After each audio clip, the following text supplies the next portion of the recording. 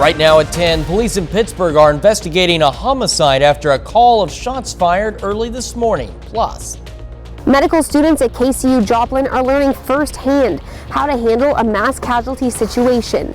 I'm Bronte Sorotsky with how these skills will help shape them once they get into the medical field. Also, we're heading to the Webb City Farmers Market for some green eggs and ham, and we're heading to the Joplin Empire Market for a chili cook-off. You're watching the KOAM News at 10, and it starts right now. And thank you for staying up with us tonight. I'm Chris Warner. We begin with developing news out of Pittsburgh as police investigate a homicide. Officials with the Pittsburgh Police Department say they received a call regarding a shooting at 111 West Park Street. When officers arrived, they found 64-year-old Harold Sheets of Pittsburgh with a gunshot wound. He was pronounced dead on the scene. Officers questioned 61-year-old Verla Gilliand of Pittsburgh and then placed her under arrest, awaiting charges of second-degree murder. Police say they believe the incident came from an argument between the two. Gilliand is being held on a $150,000 bond. A Southwest Missouri firefighter is killed in the line of duty. Just before 9 last night, 36-year-old Dustin Brandhorst was driving a fire truck to the scene of a structure fire in Greene County. The truck traveled off the right side of the roadway and overturned, killing Brandhorst.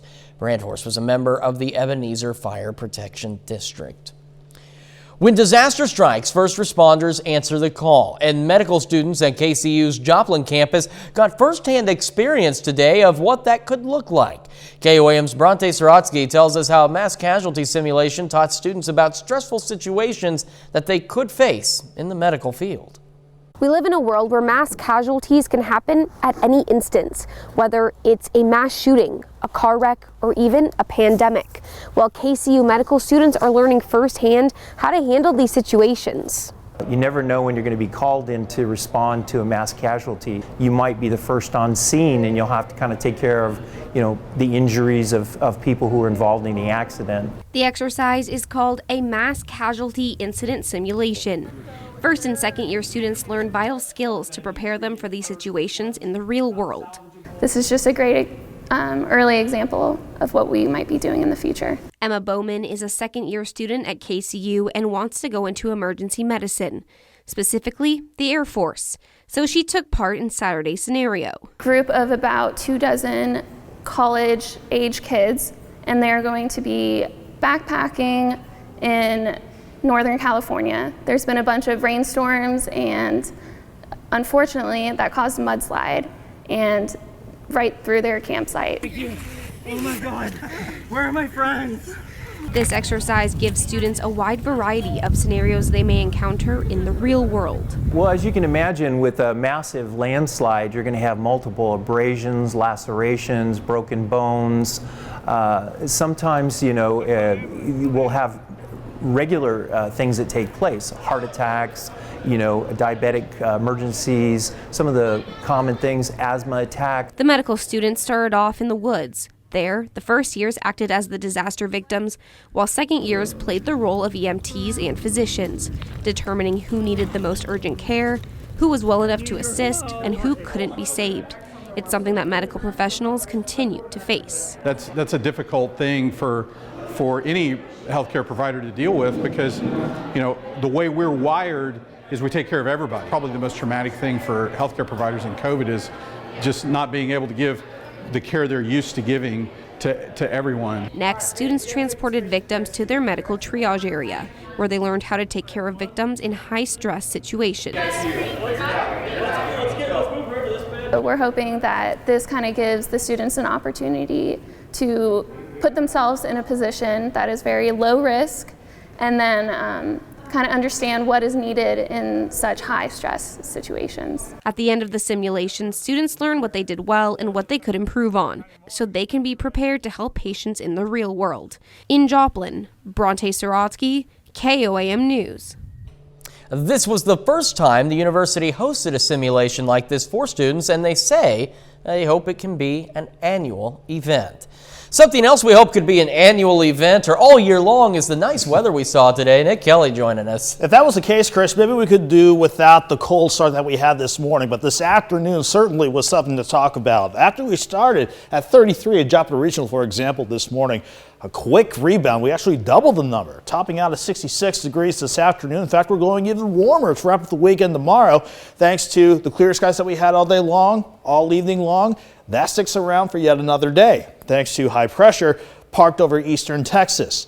While that keeps us dry for the end of the weekend, we've got our next storm system ready to roll on in on Monday with quite a big change in the weather setup as it comes on in. But again, not for tonight and not to wrap up the weekend tomorrow. It's going to be cool this time around. Most of us in the lower 40s for overnight lows. Maybe a little bit of cloud cover at times throughout the day, but that south wind, Chris, cranks us up into the mid-70s. We'll see what Monday's system will do for the rest of the week ahead here in a bit. I'm looking forward to it, Nick. Thank you. Webb City brought a little extra green to their farmers market today. In honor of St. Patrick's Day and Dr. Seuss's birthday, the farmers market had green treats, crafts, and games, along with live music and, of course, the streetcar, which was chugging around the park.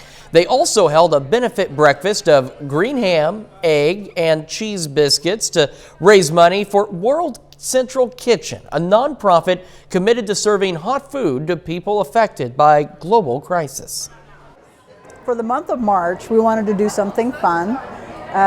Plus, it's Dr. Seuss's birthday month, so we thought green eggs and ham would be a really fun time. The Webb City Farmers Market is open every Tuesday and Saturday, rain or shine. The Empire Market hosted their third annual chili cook-off today.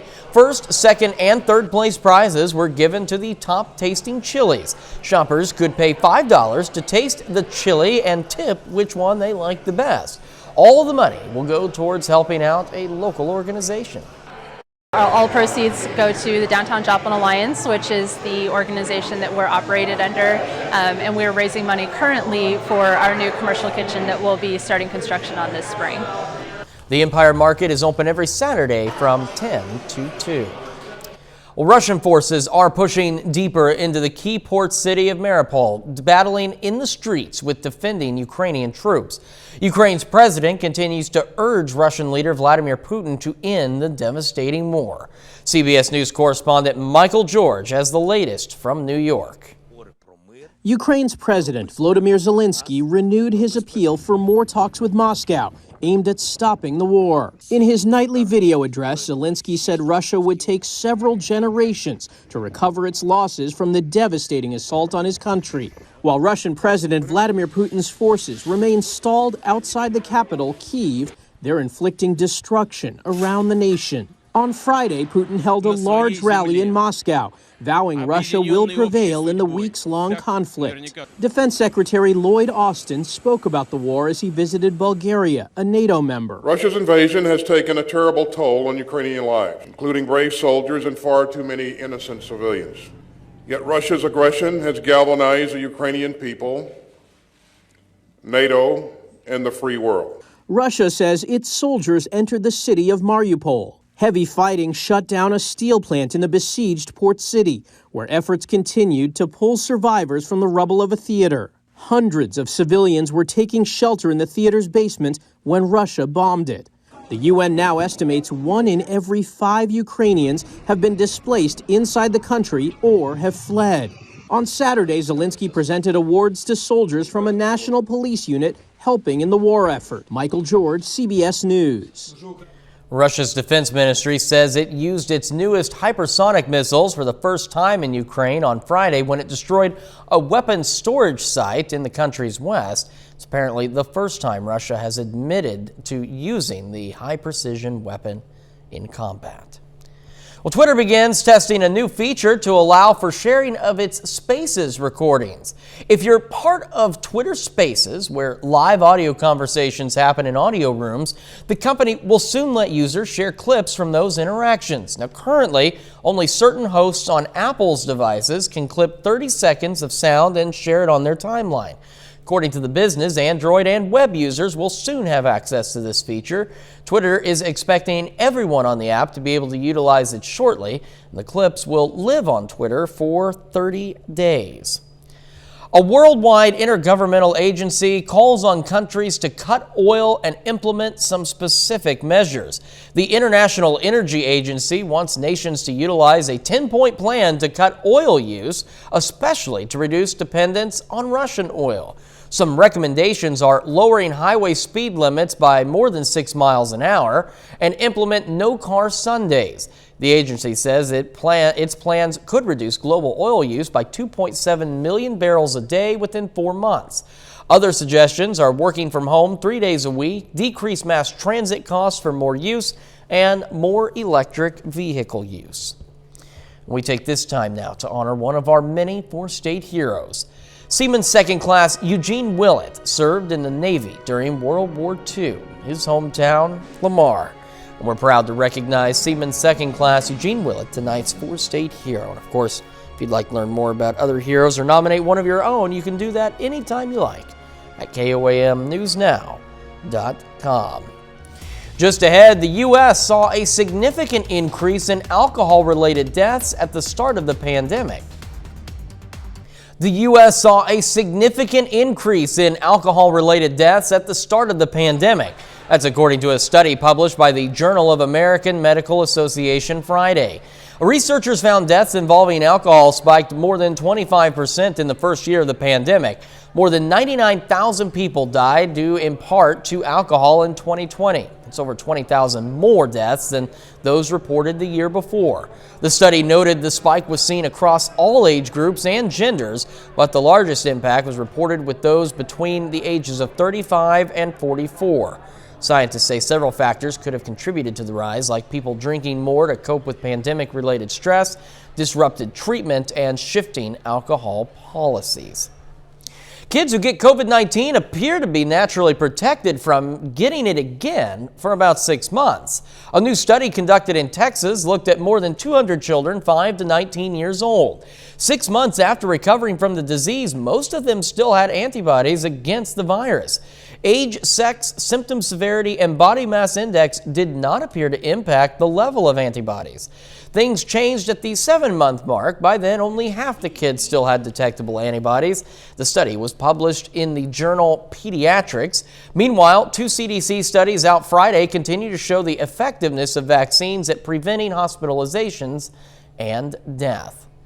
A new wave of COVID cases is raising eyebrows, and another drug maker is asking for approval for a second COVID booster shot. Bradley Blackburn has some of the week's top health stories.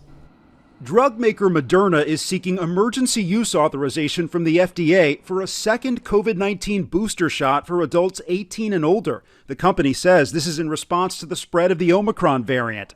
Earlier this week, Pfizer asked for approval of second boosters for people 65 and over.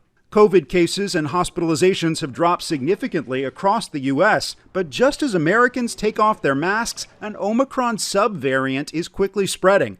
China and Europe are seeing a rise in cases of BA.2. In the UK, infections are up 52%. Hospitalizations are up 18%. And a new COVID czar is taking charge at the White House. Dr. Ashish Jha, the dean of the Brown University School of Public Health, is replacing President Biden's current COVID-19 coordinator, Jeff Zients. Zients held the position for the last 14 months. Those are some of the week's top health stories. Bradley Blackburn, CBS News, New York. Later on the news at 10, we're going to check out this incredible prehistoric find. And while we have a nice and warm Sunday lineup to wrap up the weekend, big changes right after that. Forecast next. I'll tell you what, once we got past a cold start this morning, the rest of our Saturday looked downright pretty good. In fact, still the last look from Indigo Sky outside of Seneca, Missouri this evening, the streaming camera here showed absolutely nothing to track. We'd have nothing but quiet skies all day long. And again, it really helped us out with temperatures. Certainly after we had quite a bit of rain and a chilly start to the weekend with 50s yesterday afternoon. We dropped back into the lower to middle 30s this morning, but once we got past sunrise, we had dry air, we had a light breeze, we had mostly sunny skies. That trio got us back at least into the mid and even upper 60s for this afternoon. We'll go even warmer while we stay quiet for tomorrow. Then we got quite a bit to track as we go into early next week, at the very least. But you saw how good we looked from 7th and Rangeline, not just from that last view, but throughout the course of the evening. And that has actually allowed temperatures to drop off quite a bit from the mid to upper 60s, even a couple of lower 70s at the top of the 5 o'clock hour. We've seen these numbers drop off quite a bit. Most of us have been dropping back through the 60s, down into the lower 50s at the very least, and I still think we'll drop back into the lower 40s tonight just because, even though we still have some drier in place, quiet skies, at least we're trying to get more of a light southerly breeze in place. So that should allow us to only drop back into the lower 40s. That last storm system, by the way, that gave us the rain on Friday, it's well to the east of us now, kind of split into two. We've got storms working across northern Florida and rain and snow across the Great Lakes and upper New England region. Then we've got this area of high pressure. That's what will keep us warm and quiet for tomorrow. Then not only that next cold front out in the western U.S., but that next upper level low working into the western U.S. That's the duo that's going to really shake things up by the time Monday rolls around. Short term, though, we're just looking good. Mostly clear for the rest of the night through the start of tomorrow. Then maybe some partly sunny skies late in the afternoon, but that does not change the fact that the south wind cranks into gear at 10 to 20, maybe some gusts near 25 during the day. That'll take us from 42 in the morning in Joplin, lower 40s elsewhere, 68 by noon, pushing highs at the very least near 75 degrees. So we're still looking pretty good to wrap up the weekend tomorrow. Then the clouds will increase while we stay dry Sunday night into Monday morning. 50s for lows, and then back into the 60s for highs on Monday. But as we go throughout the late morning and certainly into the afternoon and evening, that's when the rain and thunderstorm chances start to really ramp up as that next system kicks in. Nothing too strong to worry about for Monday, but we'll keep an eye on maybe some stronger storms for Tuesday. But the other thing I want to keep an eye on is on the backside of the system. The last couple of hints that I've seen wants to bring in a little bit of colder air. For some, that may, emphasis on may, lead to some snowflakes trying to mix in as we go through late Wednesday and Thursday, but mainly rain with the system. We'll still have plenty of time to watch it. Then we're going to get the system out of here and brighten things up just in time for next weekend. Let's go 75. A nice warm end of the weekend tomorrow. 64 Monday, 62 Tuesday. Downright cooler, maybe 30s for Wednesday afternoon, 47 on Thursday. Thankfully crisp. By next weekend, the system's out of here. We're back near 60 by then. I like how the weekends are shaping up around here lately. Usually we get all this nasty weather on the weekend and it just kind of rains it out, but this time around it's going the other way around. Yeah, it's going to be a good reward once we get past this system throughout the week, and it'll be an interesting system to keep an eye on, too. Oh, absolutely, absolutely. Nick, thank you so much. Well, Pitt State baseball aims to even out a series today. The Gorillas are down in Tahlequah taking on Northeastern State. We've got the details. Plus, Missouri Southern aims to stay hot against a good team in Washburn. Those highlights next. The Missouri Southern Lions have won 8 of their last 10 games. Their last time out, Southern fell to Rogers State in extra innings. Today, Southern begins a 3-game series against Washburn. The Ichabods are 8-2 in MIAA play. Lions down 7-1 in the 4th. Tragan Parker launches one out to right. That's a solo shot. We know these guys can hit bombs. Why not back-to-back jacks? Case Tucker blasts one off the scoreboard. Still down by 4, but don't count the Lions out. 5th inning, Henry Kuziak, really good bunt. He makes it to first, but the throw is off. Kuziak keeps going all the way around and scores. Skipping ahead to the 9th, down by 1, Cole Robinson comes up big. Parker scores to tie the game. In extra innings now, Southern down by 1 again. Matt Miller, I lost this one a bit, but that is gone. Then 1 on, Parker at the plate. He singles in the gap.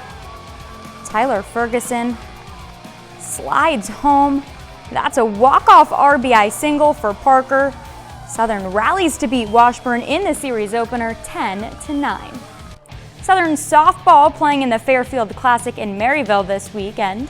Game 1 of 2, Southern falls to Concordia St. Paul 3-1. Josie Topai drives in the Lions' lone run. Missouri Southern bounces back to win their second game of the day 8-0. Leighton Withers goes 2 for 3 with a 3-run home run and 4 RBI. Bailey Lacey gets the win in the circle, striking out 5. Pitt State baseball is down in Tahlequah for a weekend series against Northeastern State. The Gorillas fell in the series opener on Friday, 11-8. A chance to even it out today. Gorillas really have to work for it, but they get the win 11-10. Game was tied after 8 innings. Pitt State scored 3 in the top of the 9th, including a 2-run blast by Garrett McGowan, his second home run of the day. Gorillas hang on to get the win. Game 3 is tomorrow at noon. After the weather caused some schedule changes, Pitt State softball is at home this weekend. 2 games for the Gorillas today. Pitt beats Minnesota State 9-6 to start the morning. Paxton Hayes goes 2 for 4 with 4 RBI. Keela Griffith hits 2 home runs. The Gorillas take Game 2 as well, a 5-1 win over Sioux Falls. Kendall Davis and Taylor Lambert each hit a home run. High school baseball is starting up. Joplin opens up their season today. The Eagles made it to the district championship last year, falling to Republic in the title game. Fresh start for the Eagles, kicking off their schedule at home against Hollister. No score in the third. Tyler Schumann catches the bunt for 1 out. Then he makes the throw to first for a 2nd out. Really nice play by the Joplin defense. Next inning, still no score. Ethan Guilford strikes out 3 of the 4 batters he faces in the inning. That won the final out to bring the Eagles back up to bat. Still scoreless in the 7th. This game takes a turn. Rylan Franks finds some grass in the outfield. 2 score off the double. Tigers take a late lead. Then Hollister breaks it open. Ethan Wright gets a hit that brings 2 more home. Joplin falls 7-0. Kansas meets Creighton in the 2nd round of the NCAA tournament. This one a little nerve-wracking, but the Jayhawks are able to hold off the Blue Jays 79-72. Remy Martin scores a team-high 20 points off the bench for KU. We're back with more news after this. A prehistoric once-in-a-lifetime discovery in Iowa. Check it out. This is a woolly mammoth tooth, not that guy, but what he's holding. It was found on a construction site in the city of Sheldon. It weighs a whopping 11.2 pounds and is nearly a foot long. Justin Blauet, the guy you did see, he found it, and he said it was just laying there, clearly exposed during excavation. According to a paleontology professor, Justin got lucky because most woolly mammoth teeth disintegrate quickly. This tooth is suspected to be over 20,000 years old. It'll be on semi-permanently loaned display in Northwest Iowa Community College's Sheldon Prairie Museum. And boy, talk about a find. I mean, there are times I feel like I'm over 20,000 years old, so yeah. I don't know what counts as prehistoric anymore. But the thing that immediately came to my mind is, like, if this ever is going to be sold, I don't know if that's ever brought up, it's like, would you get more from the tooth fairy or by selling it or putting it up for auction? I'd like to see somebody put that under their pillow. It's a foot long. That would be an interesting way to sleep. No kidding. Good sleeping weather tonight. If you like the thunder at night, good sleeping weather in the next couple of days. Yeah, we've got quite a whole bevy of weather to deal with over the next several days, but quiet and warm to wrap up the weekend tomorrow. Highs near 75. 60s early in the week. Then we got dropping temperatures, which means our rain and storm chances to start the week could try to mix with a few snowflakes. Still too early to say. We'll keep an eye on that. All right, Nick, thank you so much. That's our time for now. We'll see you back here tomorrow night. Thanks for making us part of your night.